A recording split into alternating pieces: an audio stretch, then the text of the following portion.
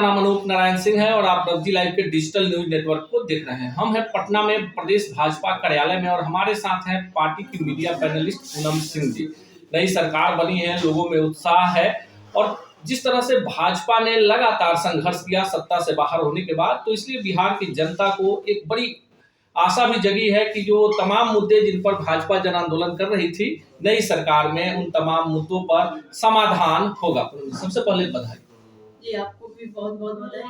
बिहार की जनता को भी बहुत बहुत बधाई। जो बिहार की जनता ने जनादेश दिया था एनडीए के साथ, माननीय नीतीश जी फिर से आ गए हैं बीजेपी में, उनका हम हार्दिक स्वागत अभिनंदन करते हैं। और जनता का जनादेश का जो सम्मान हुआ है उसके लिए भी जनता को बहुत बहुत बधाई। प्राथमिकताएं क्या होगी सरकार की? पूर्व में भी सरकार में नीतीश जी जितनी 9वीं बार बने हैं, तो अगर 2 बार की बात छोड़ दे तो भाजपा साथ में रही, काफी बढ़िया काम हुआ। 2005 को याद किया जा रहा है, 2005 से 10 का जो कार्यकाल था बिहार के लिए काफी बेहतर रहा, इस पे क्या बोलना है? देखिए, 2005 की कार्यकाल जो रहा एनडीए के साथ, जो माननीय मुख्यमंत्री नीतीश कुमार जी थे, तो उस समय आप लोगों ने देखा होगा कि जो लालू जी की सरकार थी, जिस तरह से जंगल चरस सीमा पे थे, हत्याएं हो रही थी, अपहरण हो रहे थे, शाम को लोग घर से बाहर निकलने से डरते थे कि हम लोग जाएंगे तो शाम रात को वापस लौट आएंगे कि नहीं।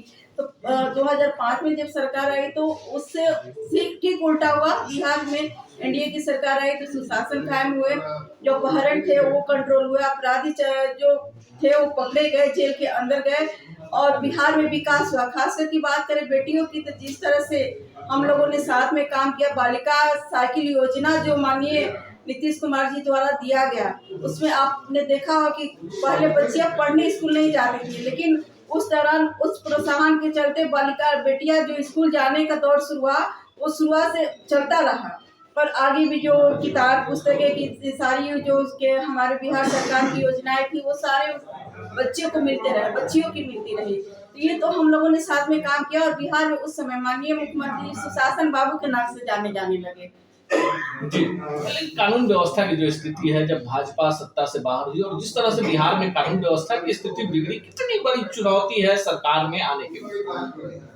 देखिए, हम जब विपक्ष में थे तो हम लोग के भाजपा के द्वारा यह स्पष्ट कहा जा रहा था कि जिस तरह से अपराधी बेलगाम हो गए हैं, तो हमारे नेता के द्वारा, हमारे प्रदेश अध्यक्ष जी के द्वारा भी कहा गया था और कहा गया था कि जब बीजेपी आएगी सरकार में, एनडीए की सरकार आई, तो फिर हम लोग पहले की भांति 2005 की भांति हम लोग फिर प्रशासन को अपने हाथ में लेकर के उसको कानून के द्वारा कार्रवाई की जाएगी। वो जनता जो चाह रही है वो मिलेगा उनको।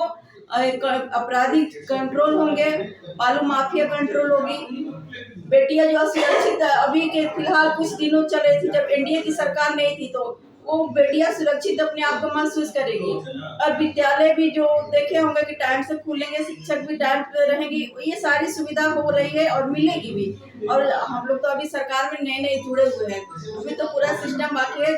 पूरी मंत्रिमंडल का विस्तार हो जाएगा तो कार्रवाई भी एक बड़ा सवाल है, 2024 में लोकसभा का चुनाव है, पूरे देश में मोदी लहर है, 3 स्टेट आप जीत कर आए हैं और देश में जिस तरह से भ्रष्टाचारियों के खिलाफ लगातार कार्रवाई हो रही है, इसका फायदा होगा, नुकसान होगा?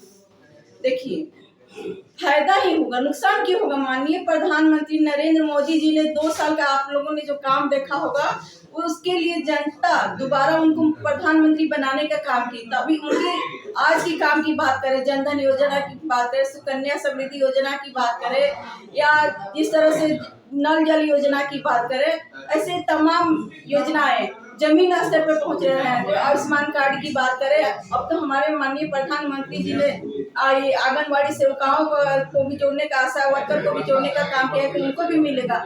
तो कहीं ना कहीं काम के द्वारा हमारे माननीय प्रधानमंत्री जी केंद्र में 3री बार प्रधानमंत्री बनेंगे और जो अपराधी बेलगाम है उनको माननीय प्रधानमंत्री जी ने कंट्रोल करने का काम किया है। तो भ्रष्टाचार पर तो सारी सीमाएं जो भी बंदे थे उस पर भ्रष्टाचार पर हम लोग कंट्रोल किए हैं।